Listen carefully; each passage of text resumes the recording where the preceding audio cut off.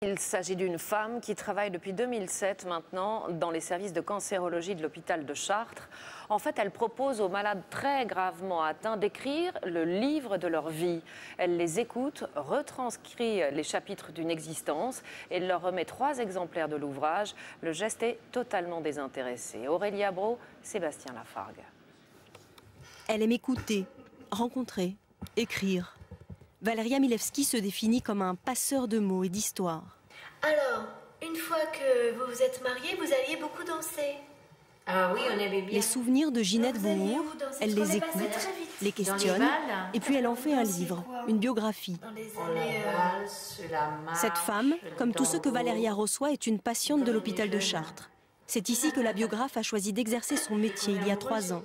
Tout à fait. L'idée, elle est venue...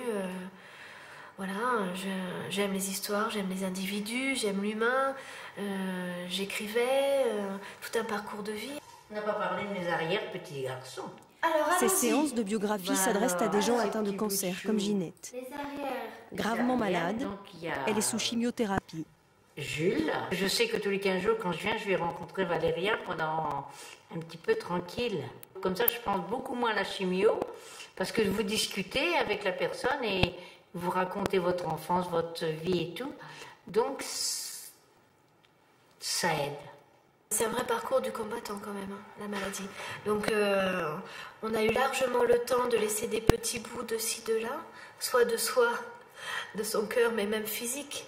Hein, on est un petit peu morcelé, donc le fait de se raconter, ça peut probablement redonner une certaine cohérence à sa vie. Avec son idée, son énergie, Valeria a conquis le service d'oncologie de l'hôpital. Tout est gratuit pour le malade. C'est l'association du service qui finance son action. Car ici, tous sont convaincus de l'utilité de la démarche. Rien à voir avec le médical, mais avec de l'humain. Et je trouve que quand on remet... ça remet en même temps la médecine au service de l'humain. C'est une journée particulière pour Claude Cosson. Durant plusieurs mois, il a raconté sa vie à Valeria. Il vient récupérer sa biographie, cette trace qu'il veut laisser à sa famille. C'est le grand jour. La vie, elle va vite, la vie. Hein. Alors, moi j'ai commencé agriculteur. Bon, au début c'était des chevaux. Bon, après c'était des tracteurs. Maintenant c'est des ordinateurs, c'est l'informatique, c'est tout. Je vous remets votre livre, votre Des souvenirs épars la vie de Claude. qui, sous la main de Valeria, prennent la forme d'un récit de vie. Monsieur Claude Cosson. Claude craignait que la maladie l'empêche de venir à bout de ce projet. Mais ce jour-là, il tient son histoire entre ses mains. Marseille. Qu'est-ce que ça vous fait aujourd'hui de voir ce livre-là?